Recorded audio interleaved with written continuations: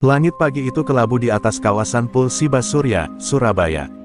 Andi, pria berusia 35 tahun dengan badan kekar dan sorot mata tenang, melangkah mantap menuju truk oranye kebanggaannya. Di balik wajahnya yang ramah dan sering dilempari candaan rekan-rekannya, tersimpan sosok yang telah lama memikul beban hidup berat. Ia lebih dikenal dengan panggilan Panjul, julukan dari masa kecilnya yang kini melekat erat di dunia jalanan. Hari itu, ia diberi tugas mengantar muatan logistik bernilai tinggi menuju Medan, menempuh ribuan kilometer melalui jalur maut tol Trans Sumatera. Panjul bukan sopir biasa. Ia yatim piatu sejak usia 12, diasuh oleh sang kakek, seorang tokoh sepuh di kaki Gunung Semeru yang mengajarinya ilmu bela diri dan spiritual kuno bernama Serat Jiwa. Ilmu itu bukan untuk sembarang orang, diajarkan hanya kepada yang hatinya bersih, tak gila kekuasaan. Kakeknya berpesan, ilmu ini bukan untuk membunuh. Tapi jika tak digunakan ketika kezaliman merajalela, kamu sama saja dengan penjahatnya. Pesan itu selalu Panjul kenang dalam setiap putaran roda truknya. Meski tampak kuat, Panjul menyimpan kesedihan yang tak pernah ia bagi. Istrinya meninggal 3 tahun lalu karena komplikasi saat melahirkan, dan anak sematawayangnya kini tinggal bersama mertua di Lumajang. Hanya suara si kecil melalui panggilan video yang jadi semangat hidupnya. "Ayah, hati-hati di jalan," ya, ujar bocah laki-laki itu kemarin malam. Kalimat itu menggema di benaknya sepanjang pagi.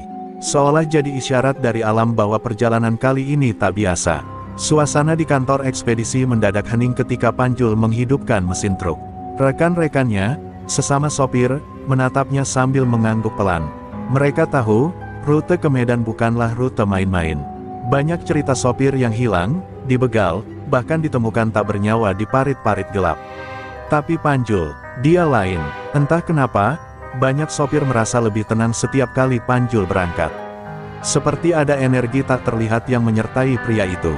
"Kalau ada apa-apa di jalan, jangan ragu pakai yang dari kakekmu," suara Bu Atik, petugas logistik yang sudah seperti kakak sendiri, memecah keheningan sambil menyerahkan dokumen muatan. Panjul hanya tersenyum samar, lalu menjawab pelan, "Semoga tak perlu, Tik, tapi kalau memang harus, aku akan jaga nama leluhur." Truk Sibasurya itu akhirnya meluncur keluar dari halaman garasi, menembus jalanan yang basah oleh embun sisa hujan dini hari. Panjul mengatur napas, membaca doa pelan dalam hati, lalu mengusap dada 3 kali, ritual kecil untuk menenangkan gejolak batin. Ia tahu, perjalanan ini lebih dari sekadar mengantar barang. Ini adalah pertarungan antara terang dan gelap, antara keteguhan hati dan kejahatan yang mengintai dalam senyap. Di Tol Waru, ia sempat berhenti sejenak, menatap langit yang kini mulai cerah. Namun awan hitam menggantung jauh di utara. Panjul menatapnya lekat-lekat. Ia bukan peramal cuaca, tapi firasatnya tajam, dari dulu begitu. Dan firasatnya kali ini mengabarkan bahwa sesuatu sedang menantinya di tengah jalan, sesuatu yang akan menguji bukan hanya fisik, tapi juga jiwanya. Dengan tangan kokoh menggenggam setir dan hati penuh waspada, Panjul melanjutkan perjalanannya ke utara. Tak banyak yang tahu, bahwa roda yang kini berputar di jalan aspal itu sedang membawa sebuah kisah besar. Sebuah awal dari legenda sopir truk bernama Panjul, pemilik ajian Serat Jiwa. Malam mulai merambat pelan ketika Panjul melewati perbatasan Palembang Jambi. Di atas langit yang mulai gelap, awan hitam menggumpal pekat seperti luka lama yang belum sembuh. Petir sesekali menyambar dari kejauhan, menyayat langit seperti peringatan dari sesuatu yang tak kasat mata. Di dalam kabin truknya, Panjul menyalakan lampu kabin dan memutar radio, tapi sinyalnya hilang. Hening. Hanya suara hujan ringan yang mengetuk-netuk kaca depan, seperti jari-jari halus yang sedang menyampaikan pesan gaib. Jantung Panjul berdegup lebih cepat dari biasanya. Hawa dingin merambat aneh, bukan dari AC, tapi dari dalam dadanya sendiri. Ia tahu sensasi ini. Dulu, ketika sang kakek akan meninggal, hawa serupa menyelimuti rumah mereka, dingin yang menusuk tulang dan perasaan seolah ada mata yang memperhatikan dari balik kegelapan. Panjul menggenggam liontin kecil yang tergantung di lehernya, warisan kakek yang menyimpan kunci pengaktifan ajian Serat Jiwa. Di kilometer 272, ia memutuskan berhenti di rest area kecil yang sepi. Hanya ada satu warung kopi tua yang nyaris ambruk di ujung area, dan seorang lelaki tua sedang menyapu lantainya. Panjul turun, memesan kopi, dan duduk di pojok bangku panjang yang dingin. Lelaki tua itu menatapnya lama, sebelum berkata pelan, "Bung, kau membawa cahaya, tapi malam ini, gelap sedang mencarimu." Panjul tersentak, tapi hanya membalas dengan senyum kecil. Ia paham, ini bukan kebetulan. "Apakah malam ini akan berdarah?" tanya Panjul dengan nada datar namun menusuk. Lelaki tua itu tak menjawab, hanya tersenyum getir dan menyodorkan korek kayu tua, lalu berbisik, "Kalau kau menyalakan ini nanti di tengah jalan, jangan kaget jika tak ada yang bisa mendekatimu." Panjul menerima benda itu dengan ragu, lalu kembali ke truk sambil menggenggam erat korek itu. Malam semakin pekat saat ia kembali menyalakan mesin. Saat truk kembali melaju, suara gamelan terdengar samar dari dalam dadanya, bukan dari luar. Nada-nada lirih khas Jawa seperti datang dari lubuk batin, dari pusat ajian serat jiwa yang mulai bergetar. Panjul menarik napas panjang, menggenggam setir lebih erat, dan membaca doa dalam hati. Setiap kilometer yang dilalui seperti menghapus garis batas antara dunia nyata dan dunia gaib. Tepat di kilometer 312, ban truk Panjul sedikit tergelincir. Di kejauhan, lampu hazard sebuah kendaraan berkedip. Ada mobil terbengkalai melintang di tengah jalan. Panjul mengerem pelan, mencium gelagat aneh. Tak ada suara klakson, tak ada suara bantuan, hanya sunyi, terlalu sunyi. Ia menyalakan lampu jauh, samar-samar terlihat 5 bayangan berdiri di sisi jalan, menatap ke arahnya dengan wajah tertutup masker hitam dan senjata terhunus. Panjul tak panik, ia matikan mesin truk perlahan, lalu membuka pintu dan turun. Di bawah cahaya bulan yang pucat, ia berdiri di antara dingin dan ancaman. Kelima pria itu melangkah mendekat tanpa berkata sepatah kata pun, seolah telah hafal skenario pembantaian yang akan mereka lakukan malam ini. Tapi mereka tak tahu satu hal, mereka bukan sedang menghadang sopir biasa. Mereka sedang membangunkan singa tidur yang menyimpan pusaka warisan leluhur. Satu langkah maju Panjul, dan udara di sekitarnya berubah. Ia tahu, malam ini ujian besar telah tiba. Tapi ia juga tahu, ajian serat jiwa tak pernah gagal bila dijalankan dengan keyakinan penuh. Langit makin gelap, tapi cahaya dalam dirinya mulai menyala, membakar keberanian yang akan menyalakan medan laga. Langkah kaki Panjul bergema pelan di aspal basah, beradu dengan bunyi desir angin malam yang menggigilkan. Kelima pria bertopeng itu kini berdiri membentuk setengah lingkaran, menghalangi jalur mundur dan depan. Salah satu dari mereka memutar rantai baja dengan gemerincing tajam, yang lain membawa celurit panjang bersinar di bawah cahaya bulan. Satu dari mereka maju setapak, mengangkat tangan dan berkata dingin, "Tinggalkan truk. Bawa dompet, kalau mau hidup." Kalimat yang mereka kira akan membuat Panjul gemetar ketakutan justru dibalas dengan senyum tipis dan kepala sedikit menunduk.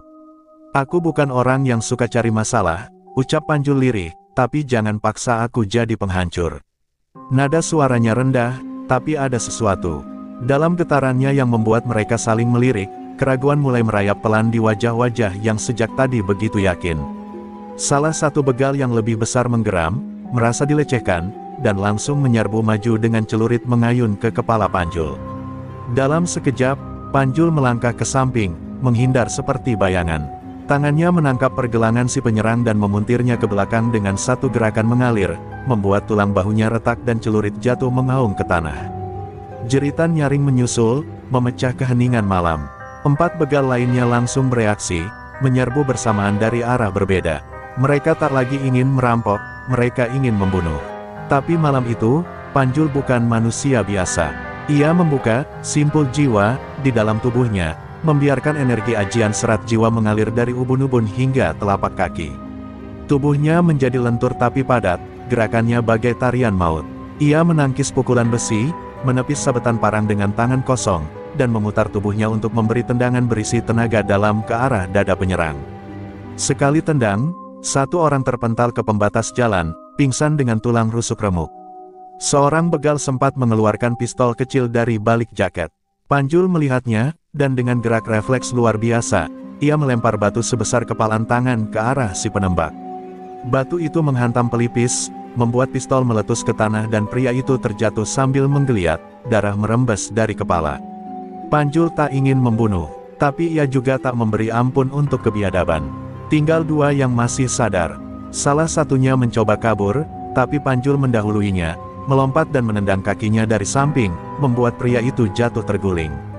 Patah. Ia meringis dengan suara nyaring, sementara yang satu lagi berdiri gemetar. Ia tak lagi memegang senjata. Ia tahu mereka telah salah menilai lawan. Tapi sudah terlambat. Panjul berjalan pelan ke arahnya, menatap dalam.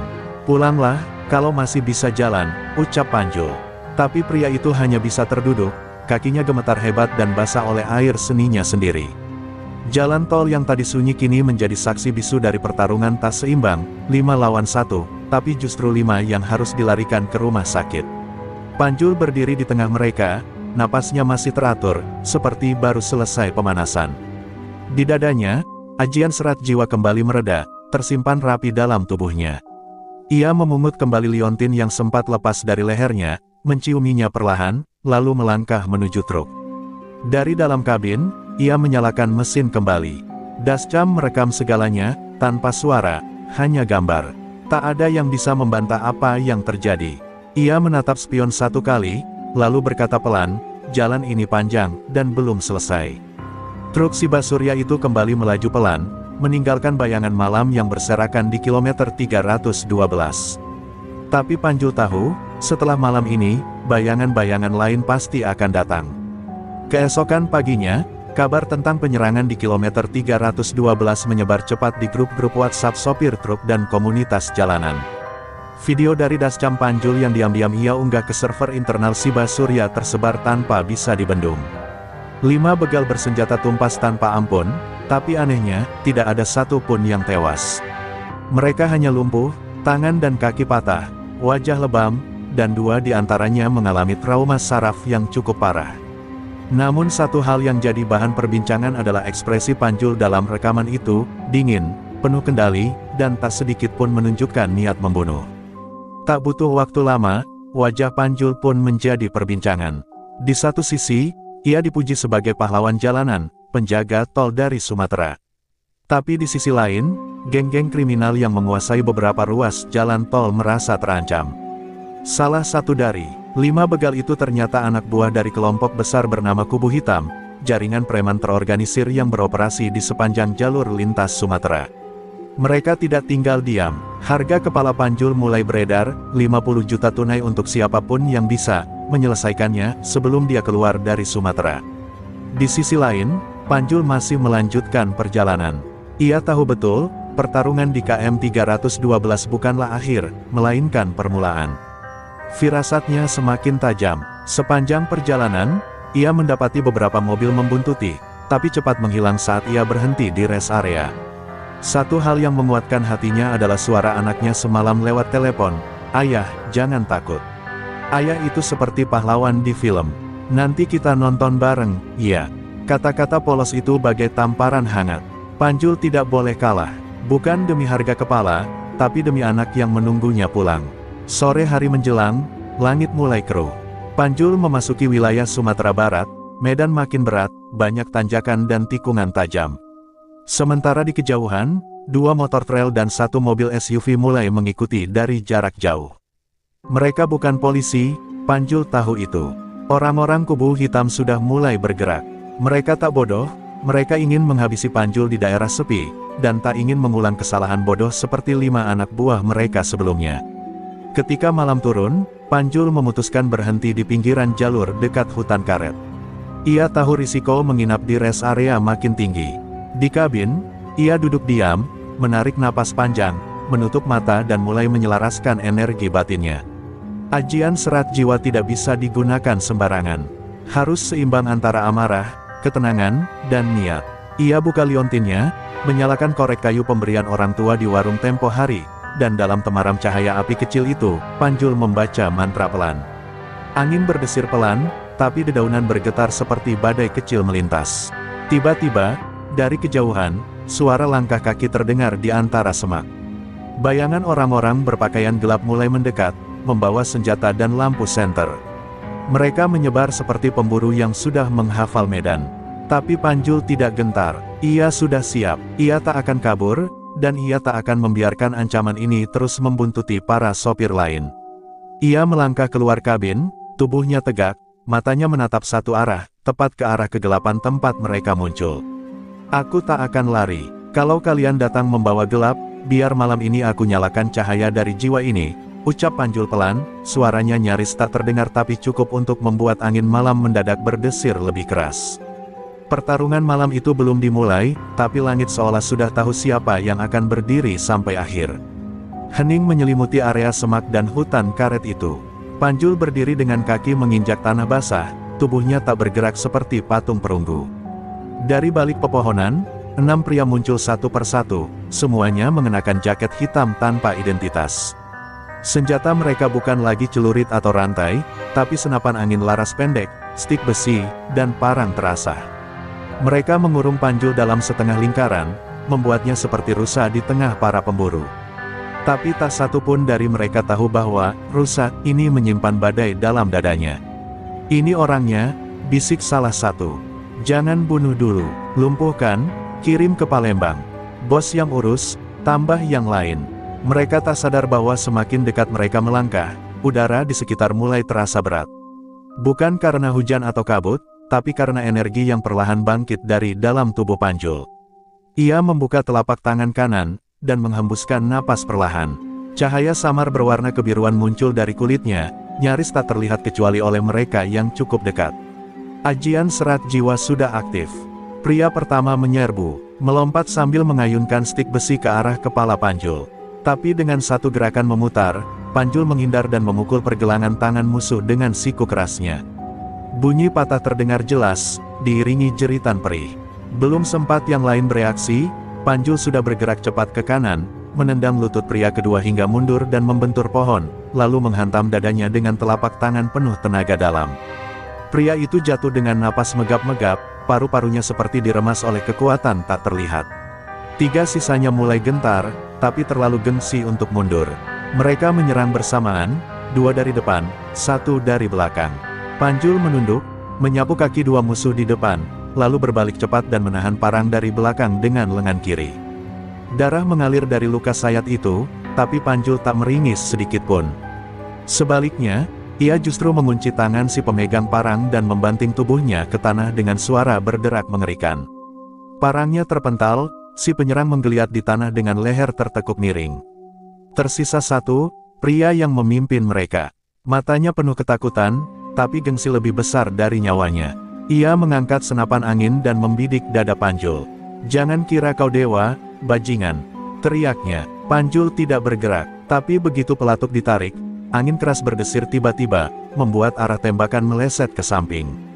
Panjul melompat seperti diseret angin, dan sebelum pria itu sempat menembak lagi, Panjul sudah menendang senapan dari tangan si penembak, lalu menghajar dadanya dengan pukulan telak yang mengirimnya terlempar ke semak. Kini keenamnya tergeletak, ada yang pingsan, ada yang menjerit sambil memegang tulang yang tak lagi sejajar, dan 1 terengah dengan mata membelalak tak percaya. Panjul berdiri, wajahnya berkeringat tapi sorot matanya masih tenang. Ia menatap mereka satu persatu, lalu berkata lirih, "Kalian beruntung. Ajian ini tidak diciptakan untuk membunuh, tapi untuk menghukum yang bejat agar tahu rasa." Ia berbalik menuju truk, dan tak menoleh lagi, meninggalkan ke-6 pemburu itu meratap dalam ketakutan dan kesakitan. Malam itu langit tak lagi gelap. Entah kenapa, bintang-bintang bermunculan meski baru saja hujan reda. Seolah semesta tahu bahwa 1 jiwa telah menyalakan kembali cahaya keadilan di tengah gelapnya jalanan. Di dalam kabin, Panjul duduk sambil memegangi lengannya yang terluka. Tapi hatinya tenang. Ia tahu ini belum akhir.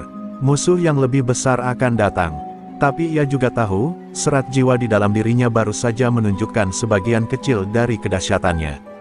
Pagi menyingsing perlahan, dan kabin truk Siba Surya kembali melaju melewati jalur menanjak yang membelah perbukitan Sumatera.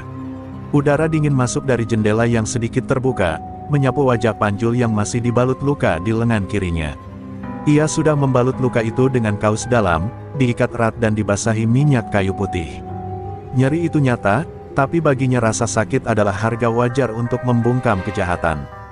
Yang belum ia sadari, pertarungannya semalam bukan hanya membungkam 6 orang preman, tapi juga membuka babak baru yang jauh lebih mengerikan. Di kota Palembang, markas kubu hitam tengah berkumpul. Pemimpin mereka, pria gempal bernama Lando Kerambit, menghantam meja kayu hingga pecah setelah mendapat laporan bahwa 6 anak buahnya lumpuh dalam semalam. Ini bukan orang biasa, bukan sopir tolol seperti yang lain. Teriaknya geram. Lando pernah menjadi tentara bayaran di luar negeri, dan kini memimpin ratusan preman yang menguasai jalur logistik dari Lampung sampai Aceh. Ia tak pernah mendengar nama Panjul sebelumnya, tapi bagi seorang yang mengandalkan ketakutan untuk menguasai wilayah, keberanian seperti ini adalah penghinaan yang tak bisa dibiarkan hidup. Di grup gelap, Telegram antar preman, nama Panjul kini menjadi buah bibir. Foto wajahnya, dari potongan CCTV tol dan rekaman dashcam, beredar dengan label merah, buron hidup mati. Hadiah dinaikkan menjadi 100 juta bagi siapapun yang bisa menangkap atau melumpuhkannya. Tapi dengan satu syarat, harus dikirim hidup-hidup ke Lando. Aku mau lihat sendiri seperti apa wajah orang yang berani menantang hantu jalanan Sumatera, ujar Lando sambil mencabik rokoknya dengan tangan penuh bekas luka bakar. Sementara itu, Panjul yang tak pernah main media sosial tetap melaju tanpa tahu bahwa seluruh dunia jalanan kini mengincarnya. Ia hanya merasa bahwa hawa di sekitar makin tidak beres. Di jalur lintas Muara Enim, ia melihat dua motor gede mencurigakan mengikutinya terus dari jarak aman. Mereka seperti menunggu waktu yang tepat. Di benaknya, Panjul sadar bahwa ini bukan sekadar kelompok kecil yang ingin membegal. Ini sudah menjadi pengejaran tingkat tinggi. Saat berhenti sebentar di pom bensin untuk mengisi solar, seorang petugas SPBU mengenalinya diam-diam. Petugas itu berbisik pelan sambil menyerahkan uang kembalian, "Bang, hati-hati, nama abang sudah viral. Mereka cari abang di mana-mana." Panjul hanya menatap sejenak, lalu mengangguk pelan. Jantungnya berdegup lebih cepat. Ini bukan soal dirinya lagi. Jika mereka tahu arah tujuannya ke Jakarta, bisa jadi keluarganya pun terancam. Dan itu adalah batas yang tidak boleh disentuh siapapun. Panjul kembali ke kabin, tapi pikirannya berputar. Ia tidak bisa hanya melawan satu persatu seperti kemarin. Kini ia berhadapan dengan sistem, dengan jaringan yang punya mata dan tangan di mana-mana. Ia harus mengubah strategi. Ia harus menjadi pemburu sebelum diburu. Ia harus membawa peperangan ini ke tanah mereka, sebelum mereka menyentuh anak dan istrinya di Cengkareng. Dalam diam, ia membuka kompartemen kecil di bawah jok. Di sana, ada selembar kain hitam yang digulung rapi, kain pusaka peninggalan ayahnya yang dulu adalah petapa Gunung Kawi. Di tengah jalan, sebelum matahari condong ke barat, Panjul menepi ke sebuah lapak kecil. Ia mengeluarkan ponsel bututnya dan mengirim satu pesan singkat ke nomor yang sudah ia hafal sejak lama, "Waktunya buka jalur. Aku butuh bantuan, P." Nomor itu milik sahabat lamanya, seorang mantan tentara bayangan yang kini tinggal di Padang Sidempuan.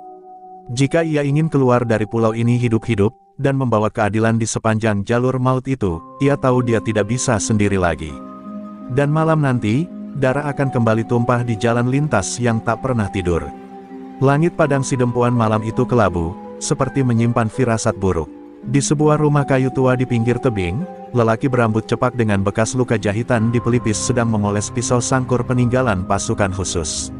Namanya Wahyu, sahabat lama Panjul sewaktu mereka masih tergabung dalam pelatihan survival militer sipil di masa muda. Ketika ponselnya bergetar dan pesan dari Panjul masuk, tangan Wahyu berhenti. Matanya menyipit tajam, lalu ia berdiri tanpa berkata sepatah kata pun.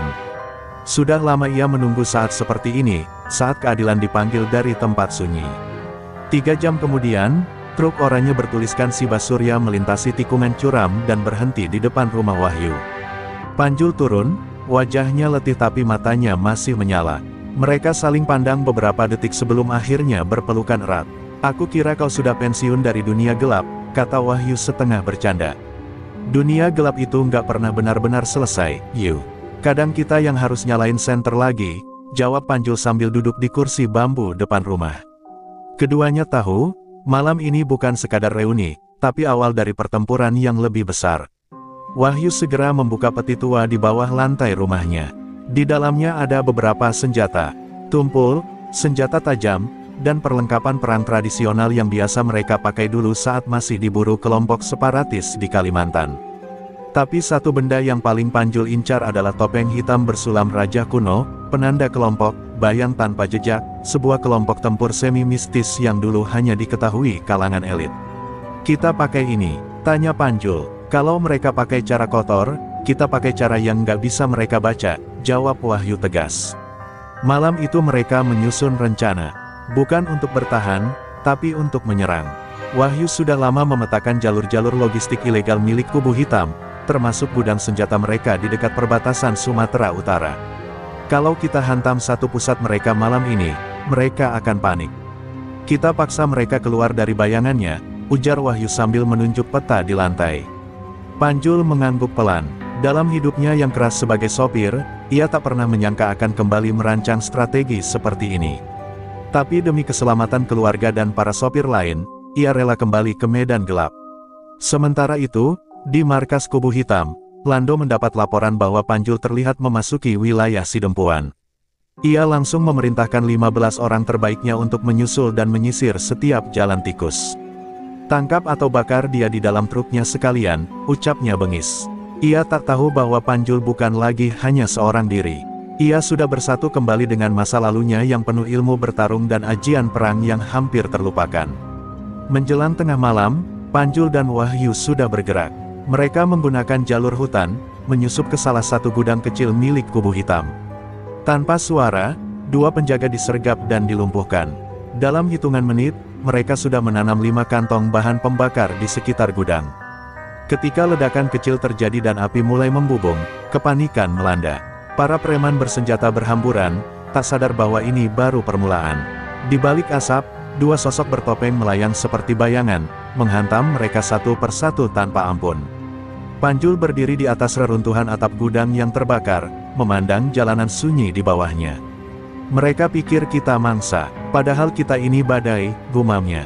Wahyu berdiri di sampingnya, tersenyum penuh dendam lama. Malam itu menjadi saksi, bahwa dua sosok yang pernah hilang dalam bayang-bayang kini telah kembali. Dan bagi Kubu Hitam, malam ini adalah awal kehancuran mereka. Asap hitam dari gudang yang dibakar Panjul dan Wahyu membubung ke langit seperti tanda perang yang tak bisa ditarik kembali. Ledakan kecil itu menjadi tamparan keras bagi Lando, Kerambit. Amarahnya meluap, wajahnya merah padam saat menerima kabar, bukan hanya satu gudang yang hancur, tapi juga dua pos kecil mereka di lintas tapak tuan telah dilumpuhkan secara misterius. Ini bukan cuma sopir, ini sudah jadi perang urat saraf, geram Lando sambil memukul meja rapat. Ia lalu mengerahkan 20 orang terbaiknya, lengkap dengan mobil double cabin dan senjata api rakitan. Kepung seluruh lintas Sidempuan malam ini. Seret bangkainya atau kita semua jadi bahan tertawaan, perintahnya. Sementara itu, Panjul dan Wahyu belum kembali ke rumah panggung tempat mereka bermarkas. Mereka memilih bersembunyi di sebuah pondok pemburu tua di hutan pinus, memantau dari jarak jauh lewat radio amatir yang masih tersambung ke sinyal lapangan. Lando mulai gerak. Mereka pakai kendaraan berat. Kita nggak bisa cuma main sembunyi lagi, ucap Wahyu sambil membetulkan ikat kepala hitamnya. Panjul termenung sejenak, lalu membuka gulungan kecil berisi daun lontar yang bertuliskan aksara kuno, Serat Jiwa tingkat kedua. Ia belum pernah membukanya sejak mewarisi ajian itu dari gurunya di Gunung Lawu dulu. Malam makin larut ketika suara mesin mulai mendekat dari arah bawah. Cahaya lampu kendaraan, preman menyinari lereng dan pohon-pohon, menandakan mereka semakin dekat ke arah pondok. Kita nggak bisa tunggu sampai terkepung. Kita bawa perang ini ke tengah jalan, tegas Panjul. Mereka lalu berlari menyusuri jalur tikus, menuju jalur utama tol Sibolga Medan, tempat truk Siba Surya milik Panjul ia parkirkan tak jauh dari warung tua. Dari kejauhan, terlihat dua mobil gelap berhenti di dekat truk itu, jebakan sudah mulai dipasang. Wahyu menyelinap ke arah kanan, memanjat pohon dan menyiapkan senapan bius rakitan buatan sendiri. Sementara Panjul mendekat dari sisi kiri, tangannya menggenggam batu kecil yang ia isi dengan tenaga dari serat jiwa. Saat satu preman membuka pintu truk dan mencoba masuk, batu itu meluncur seperti peluru dan menghantam kepala si preman hingga roboh seketika. Dua lainnya panik, tapi belum sempat mereka menembak, peluru bius dari Wahyu menghantam dada mereka bertubi-tubi. Dalam waktu 5 menit, lokasi itu kembali sunyi. Tapi Panjul tahu, ini hanya barisan depan. Sesuai rencana, Panjul menyalakan truknya dan melaju cepat ke arah perbukitan, berpura-pura kabur agar pasukan Lando teralihkan. Sementara itu Wahyu menanam jebakan ranjau kejut listrik di jalur alternatif. Saat rombongan Lando mulai mengejar, mereka justru masuk ke jalur mematikan yang telah disiapkan. Dua mobil preman meledak bannya terkena ranjau, dan pengemudi kehilangan kendali hingga terjun ke sawah di sisi jalan. Teriakan dan kepanikan meledak di radio mereka. Mereka perang dengan hantu, teriak salah satu preman panik. Namun di tengah kekacauan itu, Lando muncul sendiri dari belakang dengan mobil lapis baja modifikasi. Ia tak sebodoh anak buahnya. Begitu tahu jebakan itu disengaja, ia memutar balik arah dan memerintahkan satu kelompok untuk menyisir pemukiman warga. Cari dia sampai ke akar. Kalau perlu, kita gunakan sandera, bisiknya ke tangan kanannya. Panjul yang mendengar ini dari rekaman intersepsi radio, langsung terdiam. Matanya memerah. Ia tahu apa maksud Lando mengincar keluarganya di Jakarta. Disinilah titik baliknya. Panjul tahu bahwa pertarungan ini tak bisa lagi hanya di jalan tol atau hutan. Ia harus menutup cerita ini sebelum Lando menyentuh darah dagingnya. Kita akhiri malam ini juga, katanya pelan pada Wahyu. Kita habisi markas besar mereka. Tak peduli berapa yang harus kita hadapi. Malam itu, dua bayangan kembali bergerak menyusuri lembah, bersiap menerjang pusat sarang hitam. Dan langit di atas Sumatera pun kembali menahan napas, karena perang terakhir mulai mendekat. Langit menjelang subuh tampak pekat seperti terbalut abu, seolah alam pun ikut murung menyambut pertarungan pamungkas yang akan pecah. Di tepi jalan tanah yang memisah antara hutan pinus dan pemukiman sepi, Panjul dan Wahyu berjongkok di balik semak. Di depan mereka berdiri sebuah bangunan beton tua bertingkat dua, tersembunyi di balik deretan kontainer bekas dan tenda loreng. Itulah markas besar Kubu Hitam, tempat Lando mengatur jalur peredaran premanisme, pemerasan, dan teror di sepanjang lintas Sumatera. Kini, benteng itu bukan lagi tempat perlindungan, tapi kandang harimau yang menunggu dijinakkan. Panjul menghirup napas dalam-dalam, lalu membuka ikat kepala hitamnya. Di balik lipatan itu, ia keluarkan secarik kain putih berisi serbuk hitam, warisan terakhir dari gurunya di Lawu. Serbuk itu ia usapkan ke dada kiri sambil merapal pelan ajian serat jiwa tingkat tertinggi, sebuah ilmu pemusatan jiwa yang konon hanya bisa digunakan sekali seumur hidup. Suhu tubuhnya seketika berubah, dingin seperti es, namun wajahnya bersinar redup, seolah tubuhnya menyatu dengan alam di sekelilingnya. Kalau aku tak keluar dalam 1 jam, kamu tahu harus apa, bisiknya pada Wahyu. Kita keluar bareng, atau enggak sama sekali, jawab Wahyu mantap. Panjul menyelinap dari sisi kiri, menerobos pagar kawat berduri dengan celah sempit yang mereka buka malam sebelumnya. Dua penjaga terdekat dijatuhkan dalam senyap, leher mereka dipukul sarafnya hingga pingsan. Di dalam bangunan, lantai 1 dipenuhi oleh preman bersenjata laras pendek. Panjul melompat dari tangga darurat ke lantai 2, lalu melemparkan botol gas kecil yang diracik Wahyu. Ledakan kecil mengguncang dinding dan menciptakan kekacauan. Preman berlarian tanpa arah, beberapa mencoba lari lewat pintu belakang, disitulah Wahyu sudah menunggu dengan jebakan tali tambang dan peluru bius. Saat semua perhatian teralihkan ke bawah, Panjul menerobos ke ruang tengah lantai 2, ruangan pribadi Lando. Di sana, ia mendapati sang pemimpin duduk di kursi besi, memegang sebilah kerambit, tersenyum tenang. Jadi ini kamu, sopir rendahan yang bikin orang-orangku pincang, ucap Lando. Kau salah satu manusia langka. Tapi di dunia ini, manusia langka tetap bisa mati. Panjul tidak menjawab. Ia hanya berdiri diam, tubuhnya memancarkan aura tenang tapi tajam. Ketika Lando menyerang dengan kerambitnya, Panjul bergerak secepat kilat, menangkis dan membalas dengan telapak tangan kosong yang menghantam ulu hati Lando hingga ia terpental ke dinding. Pertarungan mereka brutal. Lando bertarung seperti binatang buas, mencakar, menendang, dan menusuk.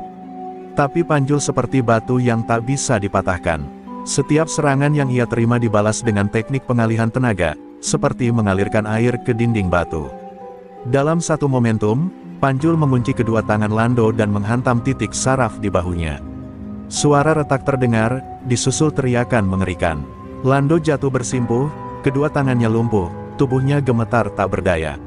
Panjul menatapnya tanpa emosi. Aku tak perlu membunuhmu, tapi kau akan hidup dengan rasa hancur selamanya. Saat alarm markas mulai meraung, Panjul dan Wahyu berlari keluar membawa dokumen penting dan bukti rekaman pemerasan yang mereka temukan. Di luar, puluhan warga lokal yang selama ini ditindas mulai berdatangan. Mereka menyaksikan markas yang selama ini ditakuti kini runtuh dalam kobaran api dan jeritan. Beberapa preman menyerah, yang lain lari tunggang langgang. Tapi tak ada yang bisa menyangkal, kekuasaan Kubu Hitam telah runtuh malam itu juga. Panjul berdiri di atas bukit kecil, memandangi jejak asap yang melayang ke langit. Aku hanya sopir, gumamnya. Tapi kalau jalanan terus jadi neraka, maka neraka harus dilawan. Di sampingnya, Wahyu menepuk bahunya pelan. Kita bukan pahlawan, Jul. Tapi malam ini, kita bikin sejarah. Matahari pagi pun mulai muncul di balik pegunungan, menyinari jalan lintas yang kini perlahan kembali tenang. Namun Panjul tahu, jalan hidupnya belum selesai. Ia belum pulang, dan dunia jalanan belum sepenuhnya bersih. Pagi itu, kabut turun perlahan di jalan lintas Sumatera, menyelimuti puing-puing markas kubu hitam yang kini tinggal arang dan debu. Sisa-sisa api masih mengepul dari kontainer yang gosong, seperti saksi bisu betapa panasnya perlawanan malam sebelumnya. Di tengah kerumunan warga yang mulai membongkar sisa-sisa bangunan dan mengamankan barang bukti, Panjul berdiri di samping truk oranye Shiba Surya miliknya. Tubuhnya penuh luka lebam, namun matanya menatap jauh ke ujung jalan raya, seperti menunggu sesuatu, atau seseorang. Wahyu mendekat, membawa 2 gelas kopi hitam dari warung tua yang kini kembali dibuka. Orang-orang ini mulai percaya mereka bisa hidup tanpa rasa takut, katanya pelan. Panjul menerima kopi itu dan tersenyum tipis. Itu yang paling penting. Kalau takut terus, hidup jadi bukan hidup. Mereka duduk di atas kap truk, menikmati sejenak sunyi yang telah mereka rebut dari tangan-tangan jahat. Namun Panjul tahu, ini bukan kemenangan mutlak. Akan selalu ada preman baru, wajah-wajah yang lebih kejam dan lebih licik. Tapi untuk sekarang, jalanan ini bebas. Dan itu cukup. Beberapa polisi sipil datang, diikuti oleh awak media lokal. Mereka ingin wawancara, ingin tahu siapa 2 orang misterius yang membongkar kekuasaan kubu hitam dalam semalam. Tapi Panjul menolak. Aku cuma sopir, cuma jaga jalan biar tetap bisa dilalui. Enggak lebih, ujarnya singkat sambil mengenakan kembali topi lusuhnya. Ia tahu, jika wajahnya masuk berita, keluarga di Jakarta bisa ikut terancam. Dunia seperti ini tak mengenal pahlawan, hanya menyisakan nama-nama yang hilang dalam debu jalanan. Sebelum berangkat, Panjul menggulung kembali lembaran ajian serat jiwa, menyimpannya dalam kotak kayu kecil dan menguncinya di dashboard truk. Ia memutuskan tak akan menggunakan ajian itu lagi, kecuali dunia benar-benar dalam kekacauan. Ilmu itu cuma buat keadaan darurat. Sisanya, kita pakai akal dan hati, katanya pada Wahyu yang tersenyum lirih. Mereka bersalaman lama. Panjul tahu, ini mungkin pertemuan terakhir mereka. Wahyu memilih menetap di desa, menjaga ketenangan yang telah mereka rebut. Sementara Panjul, jalan hidupnya selalu di atas aspal. Truk Shiba Surya itu melaju pelan, meninggalkan Padang Sidempuan menuju arah Pekanbaru. Lagu lawas Iwan Fals mengalun dari radio, menemani langkah roda-roda besar menyusuri jalan tol yang pagi itu lengang. Di kaca spion, Panjul bisa melihat bayangan gunung, kabut, dan wajah-wajah lelah penuh harap. Ia menggenggam kemudi erat-erat, lalu menatap sekilas ke foto anak istrinya yang tertempel di dashboard. Bentar lagi bapak pulang, nak, gumamnya pelan. Di pos lintas Sumatera, ia dicegat oleh seorang sopir muda yang mengenal truknya. Mas Panjul, bener ya, yang habisin preman-preman itu, sampai cacat semua? Tanya sang pemuda dengan mata berbinar. Panjul tersenyum kecil, lalu berkata, aku cuma ngajarin mereka cara jadi manusia. Lalu ia kembali menyalakan mesin dan melaju, meninggalkan jejak di jalanan panas yang mulai diterangi cahaya matahari pagi. Cerita Panjul mungkin tak akan pernah masuk koran atau televisi. Tapi di kalangan para sopir truk, namanya akan selalu hidup sebagai legenda. Legenda tentang seorang pria biasa, yang menjaga jalan dengan jiwa, yang tak membunuh untuk menang, tapi cukup membuat kejahatan lumpuh seumur hidup. Dan di setiap aspal yang dilalui, Panjul meninggalkan satu hal paling berharga, harapan.